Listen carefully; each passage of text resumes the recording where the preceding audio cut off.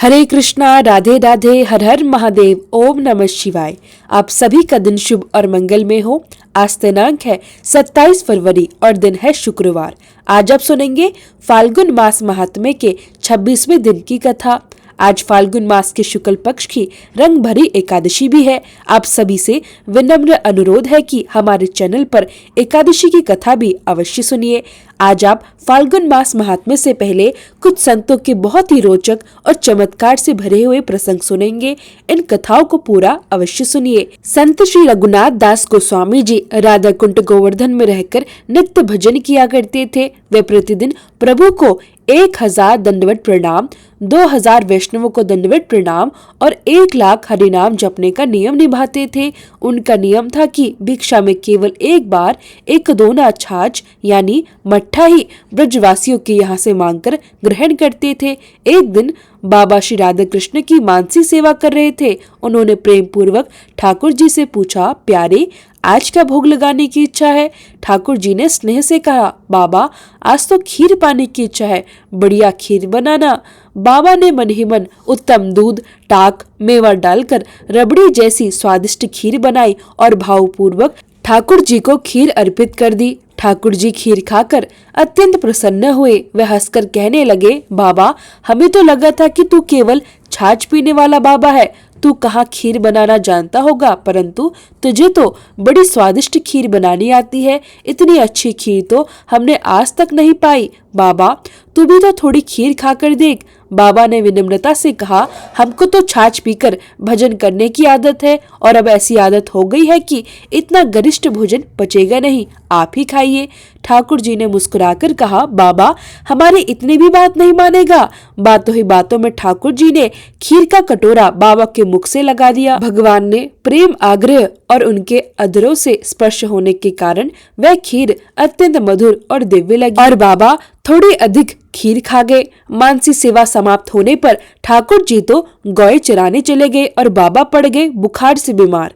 अब तो ब्रजवासियों में हल्ला मच गया कि हमारा बाबा तो बीमार हो गया। यह बात जब श्रीनाथ मंदिर में श्री विट्ठलनाथ गोसाई जी के पास पहुंची तो उन्होंने अपने वैद्य से कहा, जाकर श्री रघुनाथ दास जी का उपचार करो, वे हमारे ब्रज के महान रसिक संत है। वैद्य जी ने बाबा की नाड़ी देखकर बताया कि बाबा ने तो खीर खाई है। ब्रजवासी वैद्य से कहने लगे, 20 वर्षों से तो नित्य हम बाबा को देखते आ रहे हैं, यह बाबा तो ब्रजवासियों के घर से 1 दोना छाछ पीकर ही भजन करता है और यह बाबा कहीं आता जाता भी नहीं है, फिर भला खीर मांगने कहाँ चला गया? ब्रजवासी वैद्य से झगड़ा करने लगे, तुम कैसे वैद्य हो? अरे तुम्हें तो कुछ भी नहीं आता। वैद्य जी शांत स्वर में बोले, मैं अभी एक औषधि देता हूँ जिससे उल्टी होगी और पेट में जो भी है वह बाहर आ जाएगा। अगर खीर नहीं निकली तो मैं अपने आयुर्वेद के सारे ग्रंथ यमुना जी में प्रवाहित करके उपचार करना ही छोड़ दूंगा। ब्रजवासी बोले, ठीक है, औषधि का प्रयोग करो। बाबा ने जैसे ही औषधि खाई वैसे ही वमन हो गया और वमन में खीर बाहर निकली। अब तो ब्रजवासी पूछने लगे, बाबा तूने खीर कब खाई? बाबा तू तो छाछ के अलावा कुछ पाता ही नहीं है, यह खीर कहाँ से आ गई? रघुनाथ दास जी कुछ नहीं बोले क्योंकि वे अपनी उपासना को प्रकट नहीं करना चाहते थे, इसलिए उन्होंने इस रहस्य को गुप्त रहने दिया और मौन रहे, कुछ भी नहीं बताया। आसपास के जो ब्रजवासी वहां आए थे वे वहां से चले गए, परंतु अब उनमें बाबा के प्रति विश्वास थोड़ा कम हो गया। वे सोचने लगे कि बाबा हमसे झूठ बोलते हैं, खुद तो खीर खाते हैं और हमसे कहते हैं कि मैं सिर्फ छाछ पीकर ही भजन करता हूँ। अब तो यह बात चारों तरफ फैलने लगी कि बाबा तो छुपकर खीर खाता होगा। श्रीनाथ जी ने श्री विट्ठलनाथ गोसाई जी को सारी बात बताई और कहा कि आप जाकर ब्रजवासियों के मन की शंका को दूर करो, कहीं ब्रजवासियों द्वारा संत अपराध न हो जाए। तब श्री विट्ठलनाथ गोसाई जी ने ब्रजवासियों से कहा, रघुनाथ जी परम सिद्ध संत है और वे तो दीनता की मूर्ति है। बाबा अपने भजन को गुप्त रखना चाहते हैं, इसलिए वह कुछ नहीं बोलेंगे। उन्होंने जो खीर खाई वह इस बाहरी जगत की नहीं थी, वह तो मानसी सेवा के भाव राज्य में ठाकुर जी ने स्वयं उन्हें खिलाई है। तो ऐसा होता है भक्त और भगवान के बीच का अटूट संबंध और ऐसी होती है मानसी सेवा की अद्भुत शक्ति। श्री गणेश दास भक्त माली जी गोवर्धन में लक्ष्मण मंदिर में विराजते थे। वहाँ के पुजारी श्री रामचंद्र दास जी गिरिराज की परिक्रमा करने के लिए नित्य जाया करते। एक दिन परिक्रमा करते करते वे अन्य ग्राम में लुक लुक दाऊजी नामक स्थान के पास पहुंचे। वहां कुंज लताओं के बीच उन्हें एक विलक्षण अद्भुत व्यक्ति दिखाई पड़े। उनके नेत्रों से अविरल अश्रुधारा बह रही थी। उनके संपूर्ण शरीर पर ब्रज की पावन रज लगी हुई थी और उनके मुख से झाग निकल रहा था। थोड़ी देर के लिए पुजारी श्री रामचंद्र दास जी वहीं ठहर गए। कुछ समय बाद उस विलक्षण पुरुष का शरीर धीरे धीरे पुनः सामान्य स्थिति में आने लगा और वे बड़े भाव से महामंत्र का उच्चारण करने लगा। हरे राम राम राम हरे हरे, हरे कृष्ण कृष्ण कृष्ण हरे हरे। पुजारी जी तुरंत समझ गए कि यह कोई साधारण व्यक्ति नहीं बल्कि कोई महान सिद्ध संत है। उन्होंने विनम्रता से उसका नाम पूछा तो उन्होंने सरल भाव से कहा कि प्रेम से सभी लोग उन्हें हरे राम बाबा कहकर पुकारते हैं। इसके बाद पुजारी जी उन्हें लक्ष्मण मंदिर में श्री गणेश दास जी की भक्तमाली जी के पास ले गए। धीरे धीरे दोनों संत के बीच हरि चर्चा प्रारंभ हुई जो दिन प्रतिदिन बढ़ती गई और आपसी स्नेह गहरा हो गया।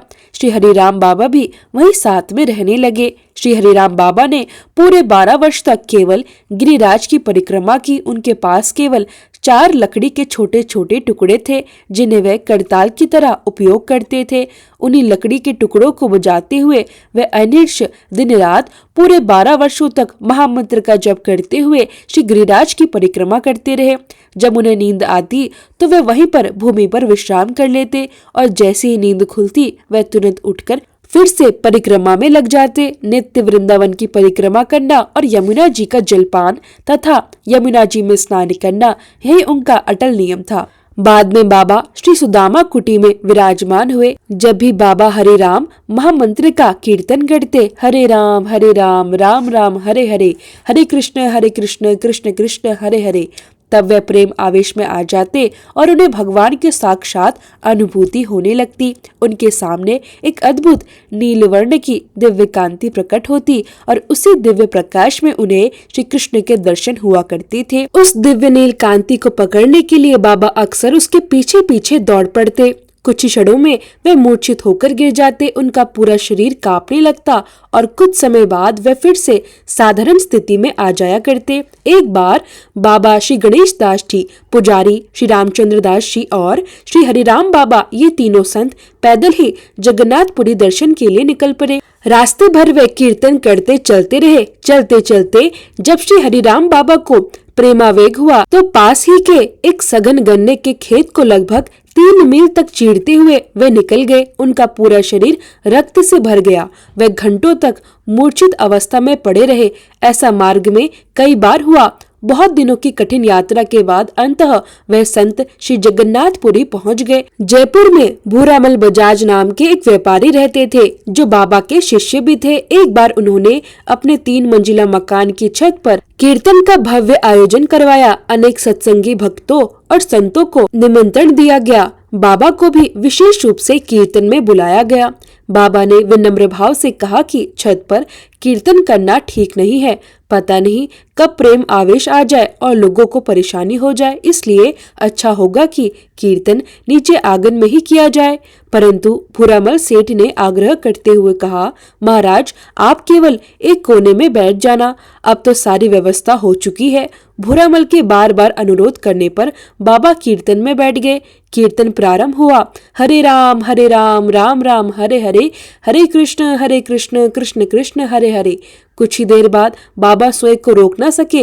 वे कीर्तन में इतने अधिक लीन हो गए कि नृत्य करते करते दौड़ पड़े और छत से नीचे गिर गए। सभी लोग घबराकर नीचे दौड़े और बाबा को उठाया। कुछ समय तक वह मूर्छित रहे। उनके एक हाथ में अधिक चोट लग गई थी। यह देखकर भूरामल अत्यंत दुखी हुए कि उन्होंने बाबा की आज्ञा का उल्लंघन किया। भूरामल ने बाबा को अपने ही घर पर रखकर उनकी बहुत अच्छे प्रकार से लंबे समय तक सेवा की। एक दिन श्री हरिराम बाबा प्रसन्न होकर बोले, भूरामल बच्चा, मैं तुमसे बहुत प्रसन्न हूँ, कुछ मांग लो। भूरामल ने अत्यंत विनम्रता से कहा, बाबा मेरी तो बस यही इच्छा है कि मेरा शरीर भगवान का भजन करते हुए छूटे और मुझे भगवान के नित्य धाम की प्राप्ति हो। बाबा ने आशीर्वाद देते हुए कहा, ठीक है बच्चा, ऐसा ही होगा। तुम अकेले ही नहीं बल्कि तुम्हारी पत्नी भी तुम्हारे साथ भजन करते करते भगवान के धाम को जाएगी। कुछ समय बाद एक दिन श्री गणेश दास जी, पुजारी श्री रामचंद्र दास जी और श्री हरिराम बाबा, ये तीनों संत जयपुर के पास गलता आश्रम में प्रातःकाल स्नान कर रहे थे। श्री हरिराम बाबा पहले स्नान कर तिलक लगाकर माला जपने लगे। उसी समय वह सहसा बैठे, दोनों हाथ आकाश की ओर उठाकर आशीर्वाद देते हुए बोले, बहुत अच्छे भूरामल बच्चा, धाम को पधारो और ठाकुर जी को मेरी ओर से भी प्रणाम कर देना। बाबा गणेश दास जी और पुजारी जी ने आश्चर्य से पूछा, बाबा आप ये आकाश की ओर देखकर किससे बातें कर रहे थे? श्री हरिराम बाबा ने कहा, क्या तुमने देखा नहीं, भूरामल अपनी पत्नी के साथ विमान में बैठकर वैकुंठ को जा रहा है। वही तो भगवान को प्रणाम करने से पहले आशीर्वाद लेकर गया था। थोड़ी ही देर बाद भूरामल सेठ के घर का एक सेवक आया। उसने आकर बताया कि कुछ ही समय पहले भूरामल सेठ और उनकी पत्नी का भजन करते करते शरीर छूट गया।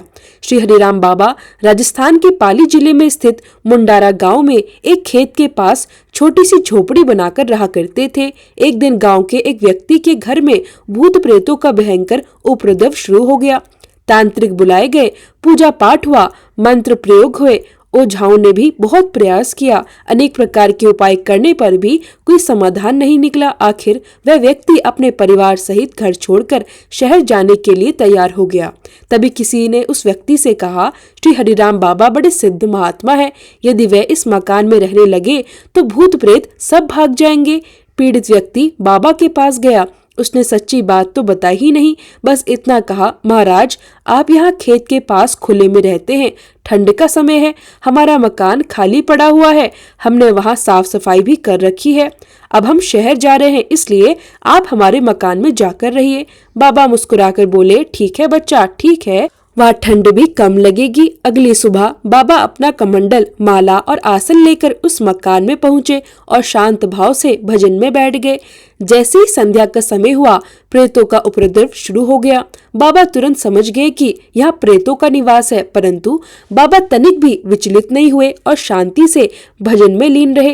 प्रेतों ने तरह तरह से नाच गाना किया, शोर मचाया, डराने की कोशिश की, पर बाबा अपने भजन से नहीं उठे। अंत में एक चुड़ैल बाबा के सामने आकर खड़ी हो गई।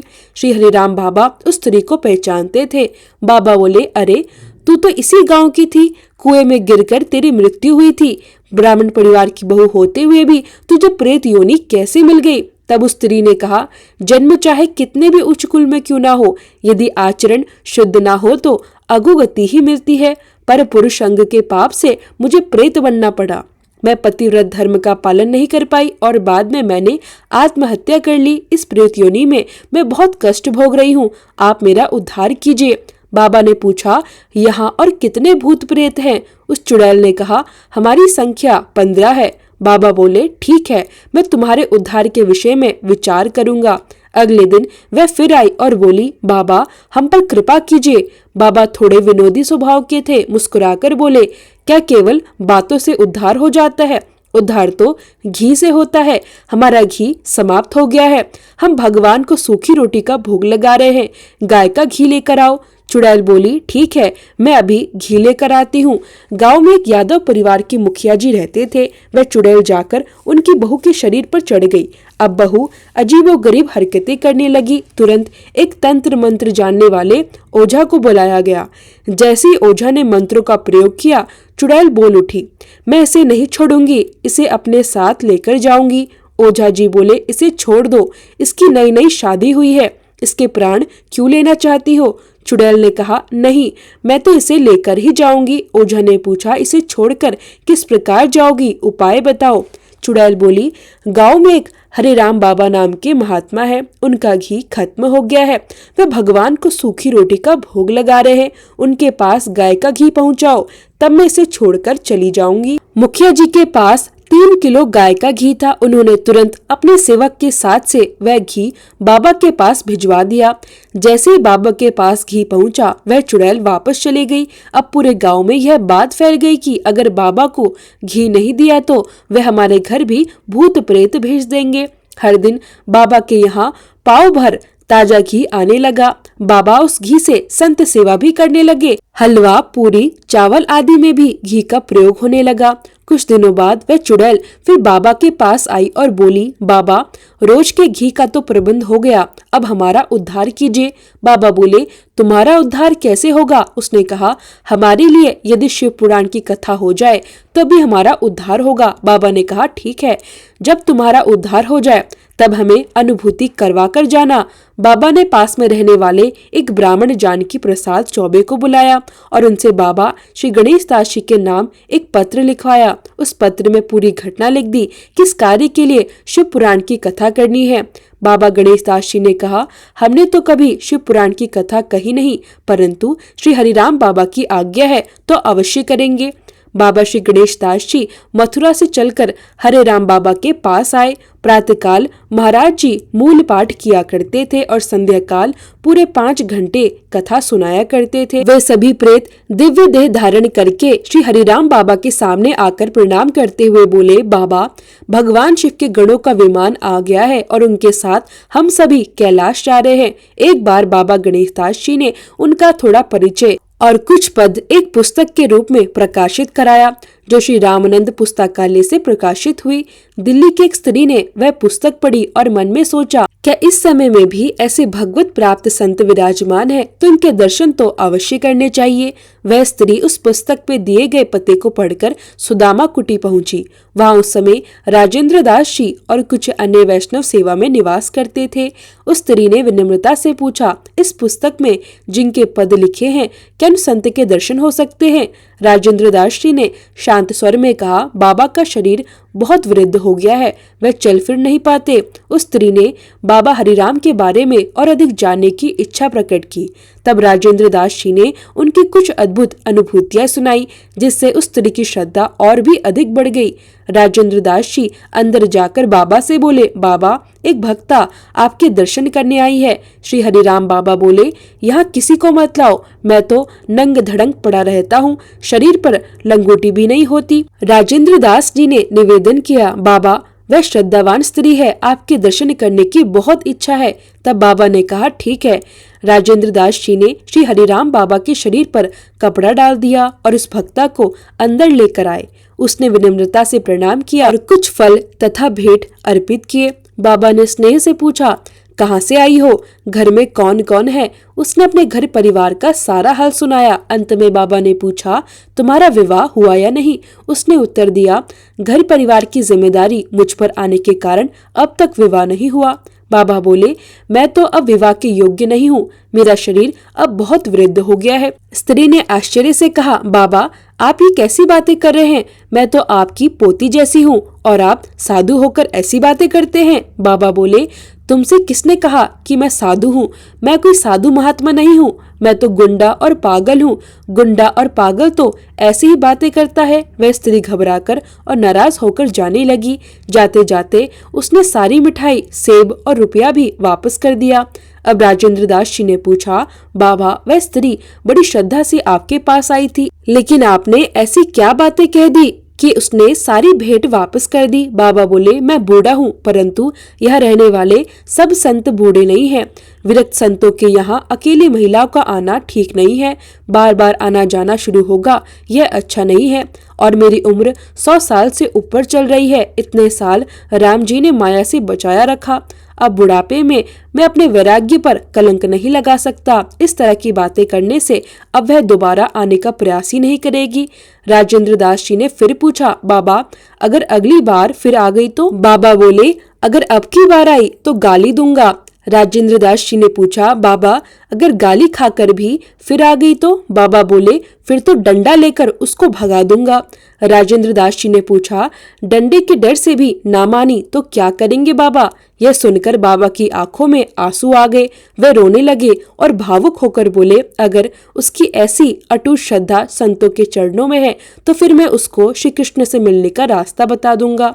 फिर बाबा ने हरे राम संकीर्तन किया, हरे राम राम राम हरे हरे, हरे कृष्ण कृष्ण कृष्ण हरे हरे। एक बार कनक भवन अयोध्या में महाराज का भव्य आयोजन किया गया।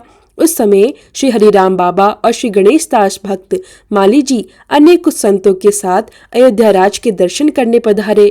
जैसे ही ठाकुर जी अंतर्ध्यान हुए वैसे ही श्री हरिराम बाबा का शरीर भी निष्प्रभ हो गया और उनकी चलनी भी बंद हो गई। सबने कहा, बाबा पधार गए, इनको सरयू जी लेकर चलो। बाबा श्री गणेश दास जी ने कहा, यह विलक्षण महापुरुष है, जब तक इनके शरीर से दुर्गंध नहीं आती तब तक अंतिम संस्कार नहीं करना चाहिए। अगले दिन पुनः रासलीला प्रारंभ हुई। श्री कृष्ण गोपियों के मध्य प्रकट हुए और उसी क्षण बाबा भी कूदकर खड़े हो गए। वे भाव विभोर होकर पुकारने लगे, हे प्राणनाथ, हे गोविंद, हा रास बिहारी, हे गोपीनाथ, और कहते हुए भगवान के चरणों को पकड़ लिया। श्री हरिराम बाबा कुछ समय के लिए कोटा राजस्थान में भी विराजे। उस समय बाबा नित्य प्रति कीर्तन करते और लोगों से भी करवाते थे। एक दिन बाबा चंबल नदी में स्नान करने गए हुए थे। उसी समय जब उन्होंने चंबल नदी के पवित्र जल को देखा तो उनके हृदय में यमुना जी का स्मरण जाग उठा। यमुना जी का स्मरण होते ही उन्हें श्री कृष्ण का ध्यान आ गया। श्री कृष्ण की याद में वे इतने भाव विभोर हो गए कि भावावेश में आकर वे सीधे जल में कूद गए। सब लोगों ने यह दृश्य देखा और घबरा गए। उन्होंने सोचा कि नदी का प्रवाह बहुत तीव्र है और गहराई भी अत्यधिक है, बाबा तो अवश्य ही डूब गए होंगे। तब मछुआरों की सहायता ली गई। बड़े बड़े जालों के द्वारा बाबा का शरीर बाहर निकाला गया। सबने मिलकर चिता तैयार की और उनके शरीर को अग्नि देने की तैयारी करने लगे। उसी समय कोटा में बाबा के एक परम शिष्य श्री द्वारिका लाल दुबे जी भजन कर रहे थे। वह पहले न्यायाधीश के पद पर रह चुके थे, परंतु बाद में नौकरी त्याग कर अपना संपूर्ण जीवन भजन में समर्पित कर दिया था। भजन करते करते उन्हें ध्यान में श्री रघुनाथ जी के दर्शन हुए। श्री रघुनाथ ने कहा, श्री हरिराम बाबा मेरे नित्य धाम में आ गए हैं, परंतु उनका शरीर अभी कुछ समय तक संसार में रहना शेष है। शीघ्र ही उनके शरीर में पुनः प्राणों का संचार होगा। लोग उनका अंतिम संस्कार करने जा रहे हैं, अतः तुम तुरंत जाकर उनके शरीर की रक्षा करो। आज्ञा मिलते ही वे तुरंत पुलिस को लेकर वहां पहुंचे और बाबा के शरीर को अपने घर ले आए। जब घर वालों ने विरोध किया तो वे बाबा के शरीर को लेकर अपनी दूसरी हवेली में चले गए। उन्होंने फूल बिछाकर बाबा के शरीर को आदर पूर्वक वहां रख दिया, दीपक जलाया और स्वयं भजन में बैठ गए। लगभग 12 घंटे बीत गए। अचानक बाबा महामंत्र का उच्चारण करते हुए उठकर बैठ गए। द्वारका लाल जी ने तुरंत ठाकुर जी की आज्ञा सुनाई और विनम्रता से पूछा, बाबा आप नित्य धाम कैसे चले गए थे? बाबा बोले, ठाकुर जी के पार्षद दिव्य विमान में आए थे और मुझे अपने साथ लेकर गए थे। वहाँ भगवान ने पार्षदों से कहा, बाबा से अभी धरती पर बहुत सारे कार्य करवाने हैं, इन्हें पुनः पृथ्वी पर छोड़ कर आओ। फिर भगवान ने कहा, तुमने हमारी आज्ञा का पालन किया है, हम तुम पर अत्यंत प्रसन्न हैं, जो चाहो वह वरदान मांग लो। तब द्वारका लाल जी ने हाथ जोड़कर कहा, बाबा मेरी केवल एक ही इच्छा है, भगवान के दर्शन करते हुए और कीर्तन करते हुए ही मेरा शरीर शांत हो। बाबा ने मुस्कुराकर कहा, ठीक है, ऐसा ही होगा। और सचमुच जन्माष्टमी के पूर्व श्री मधुरेश जी के मंदिर में पैरों में घुंघरू बांधकर वह कीर्तन कर रहे थे। भगवान के दर्शन करते करते कीर्तन में लीन रहते हुए ही उनके प्राण निकल गए।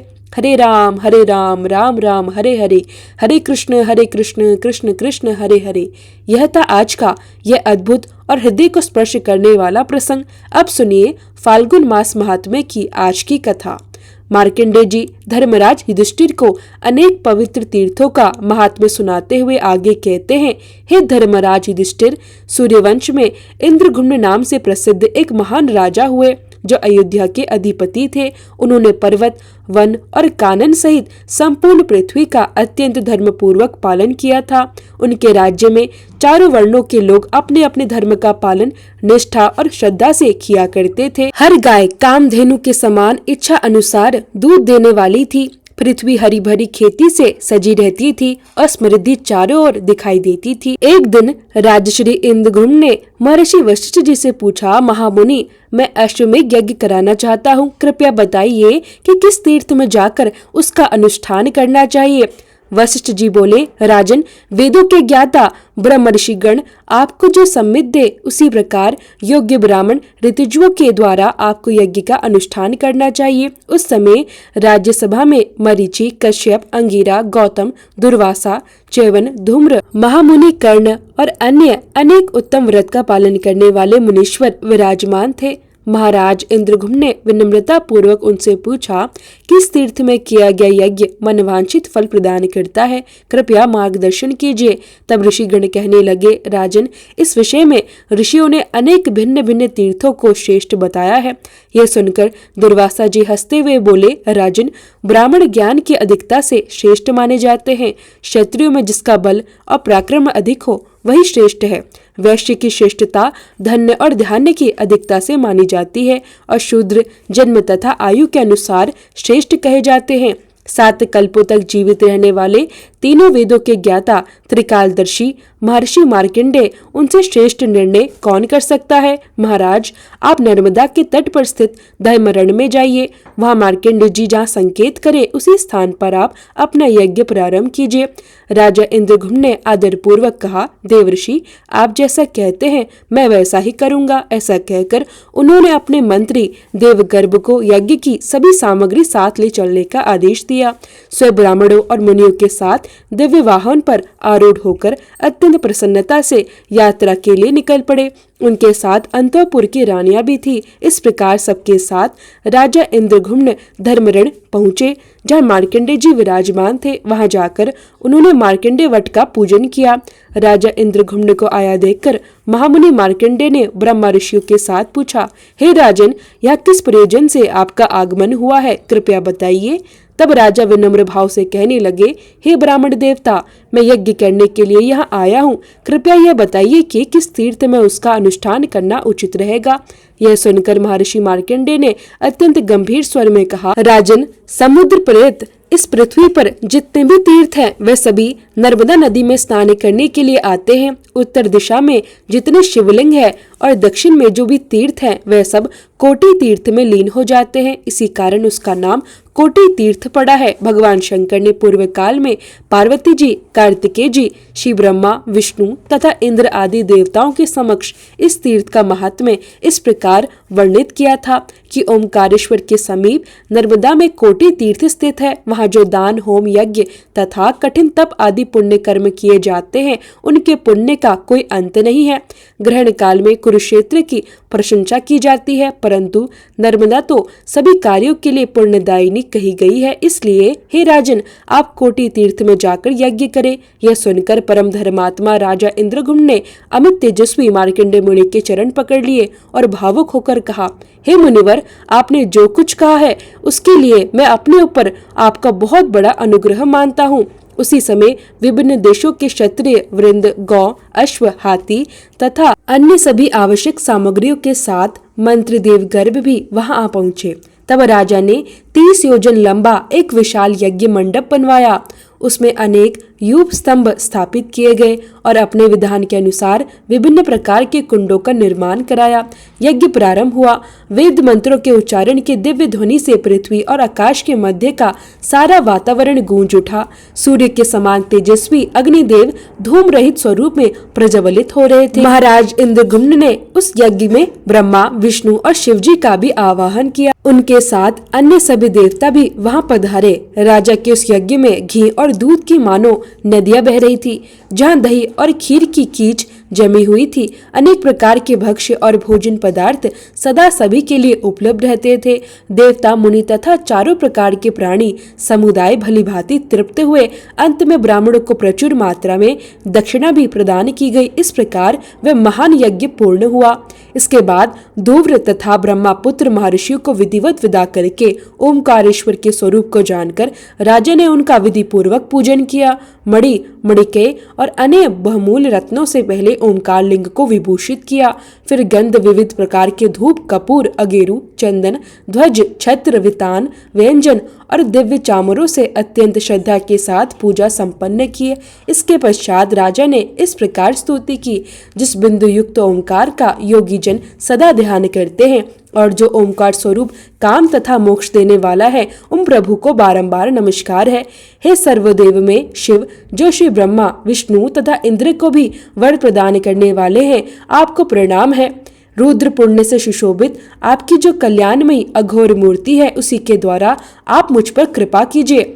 आपके सब और हाथ और पैर हैं, सब और नेत्र, सिर और मुख है, लोक में सब और आपके कान हैं, और आप समस्त जगत को व्यापक करके स्थित है। आपको बारंबार नमस्कार है। इस प्रकार भावपूर्ण स्तुति करने पर ओमकार लिंग के मध्य भाग में एक और दिव्य लिंग प्रकट हुआ, जो प्रज्वलित कालअग्नि के समान तेजस्वी और कांतिमान था।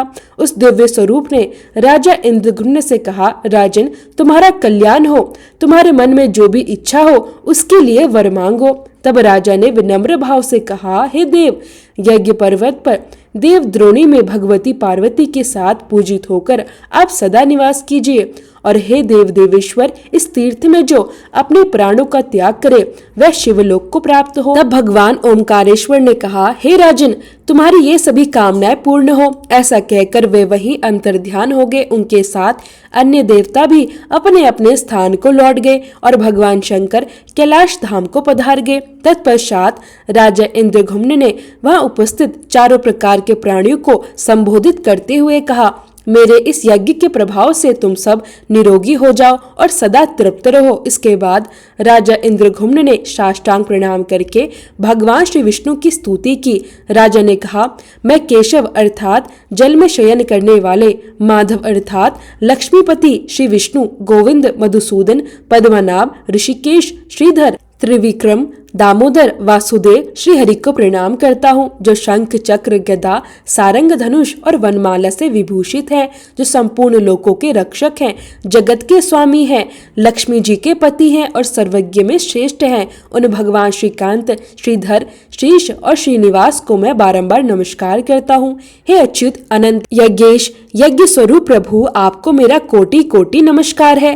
त्रिंग, साम और अर्थ वेदों के स्वरूप तथा स्वे यज्ञ रूप भगवान, आपको बार बार प्रणाम है। नरसिंह, मत्स्य, वराह और क्रूम रूप धारण करने वाले प्रभु, आपको मेरा नमन है। पवित्र वाहन पर आरूढ़ होने वाले हे गरुड़ ध्वज, आपको नमस्कार है। जो सहस्त्र मस्तकों वाले, सकल और निष्कल रूप से जाने योग्य, अंतर्मयी, अध्यक्ष तथा सबके आदरणीय है, उन भगवान नारायण देव को मैं श्रद्धा पूर्वक प्रणाम करता हूँ। दैत्यों का संहार करने वाले देवता श्री हरि को मैं बार बार नमन करता हूँ। हिरण्य, पृथ्वी तथा यज्ञ को अपने गर्भ में धारण करने वाले, अमृत की उत्पत्ति के हेतु भूत श्री विष्णु को मैं सादर नमस्कार करता हूँ। हे वासुदेव, श्री गर्भ और ज्ञान गर्भ स्वरूप प्रभु, आपको मेरा प्रणाम है। प्रभु, आपने ही संपूर्ण चराचर जगत की सृष्टि की है। आप ही प्रत्येक युग में सृष्टि का पालन और संहार करने वाले हैं। आपके सबोर नेत्र हैं, सबोर मुख है। आप अव्यक्त होते हुए भी जानने योग्य हैं। संपूर्ण विश्व के आत्मा, प्रकाशक और सबके भीतर निवास करने वाले प्रभु, आपको मेरा बारंबार नमस्कार है। आप ही सूर्य हैं, आप ही वायु हैं, आप ही अग्नि और चंद्रमा हैं। हे देवों के देव देवेश्वर, आप ही धाता, इंद्र और प्रजापति हैं। हे सुरश्रेष्ठ, आपकी कृपा से मेरे यज्ञ की सिद्धि हुई है। राजा के द्वारा की गई स्तुति को सुनकर शंख, चक्र और गदा धारण करने वाले भगवान विष्णु कहने लगे, राजन, मैं तुमसे अत्यंत प्रसन्न हूँ, इसलिए तुम कोई वर मांगो। राजा बोले, ओमकार लिंग के उत्तर भाग में वैदुर्य पर्वत की चोटी पर हे प्रभु, आप जनार्दन लिंग के रूप में निवास कीजिए। यहाँ विधि पूर्वक आपकी पूजा करके मनुष्य श्री विष्णु धाम को प्राप्त हो। वह पशु पक्षियों की योनि में ना जाए और यमलोक में भी प्रवेश ना करे। यहाँ प्राण त्याग करने पर मनुष्य को अपने परम धाम की प्राप्ति हो, और इस तीर्थ में पितरों के निमित्त अन्न दान करने पर वह पितर आपकी कृपा से विष्णु धाम को प्राप्त करे। तब भगवान विष्णु कहने लगे, राजन, मैं यही अवतार धारण करूंगा और तुमने जो कुछ मांगा है वह सब मेरी कृपा से अवश्य पूर्ण होगा। ऐसा कहकर शंख, चक्र और गदा धारण करने वाले भगवान विष्णु अपने धाम को चले गए। हे युधिष्ठिर, इस प्रकार राजा इंद्रघुम्न के महान यज्ञ का वर्णन किया गया। उसी यज्ञ के कारण वह पर्वत समस्त संसार में पुण्य तीर्थ के रूप में विख्यात हुआ। सिद्धेश्वर लिंग को श्री ब्रह्मा का और नारायण को श्री हरि का स्वरूप समझो। इसके श्रवण और कीर्तन से मनुष्य विष्णु लोक में सम्मानित होता है। इसके बाद सत्यव्रत परायण राजा ने तीर्थों की स्तुति करते हुए कहा, पितरों का उद्धार करने के लिए समस्त तीर्थों को मेरा बारंबार नमस्कार है। तीर्थ बोले, माँ भाग्य, हम तुमसे प्रसन्न है, तुम हमसे मनवांछित वर मांगो। राजा ने कहा, हे तीर्थगण, आप सब मुझ पर अनुग्रह करके ओमकार के समीप पर्वती तीर्थ में निवास कीजिए। तब तथास्तु कहकर तीर्थों ने नर्मदा नदी की इस प्रकार स्तुति की। अनेक कल्पों तक स्थित रहने वाली तथा महादेव जी की सर्वोत्कृष्ट कला स्वरूपा नर्मदा देवी को हम नमस्कार करते हैं। सब लोकों में अत्यंत प्रसिद्ध और नदियों में श्रेष्ठ नर्मदा जी को हम शीश झुकाते हैं। देवी, हम तीर्थों के प्रभाव से नहीं बल्कि अपने स्वभाव से ही परम पवित्र है। ठीक उसी प्रकार जैसे भगवान सूर्य की प्रभा और अग्निदेव की कांति स्वयं पवित्र होती है। नर्मदा जी की स्तुति करके तीर्थों ने राजा से कहा, राजन, जैसे चंद्रमा की कला पवित्र होती है उस प्रकार महानदी नर्मदा भी पवित्र है। ऐसा कहकर सब तीर्थ देखते ही देखते अंतर्ध्यान हो गए। फिर राजा इंद्रघुम्न ने अर्घ्य देकर श्री गंगा जी की स्तुति की। गंगा, भागीरथी, देवी, भोगवती, शुभा, जानवी, मोक्षदा, भद्रा, तारिणी और पापनाशिनी आदि नामों से प्रसिद्ध गंगा जी को मैं नमस्कार करता हूँ। हे माता, आप ही स्वर्ग में देव आदि देव से वंदित मंदाकिनी कहलाती हैं। आप ही वेद माता गायत्री, उमा और कात्यायनी है। देवी, आपको साक्षात महादेव जी ने अपने सिर पर धारण किया है। इससे अधिक आपके विषय में और क्या कहा जा सकता है। भगवान चंद्रशेखर को छोड़कर भला दूसरा कौन आपकी स्तुति करने में समर्थ है।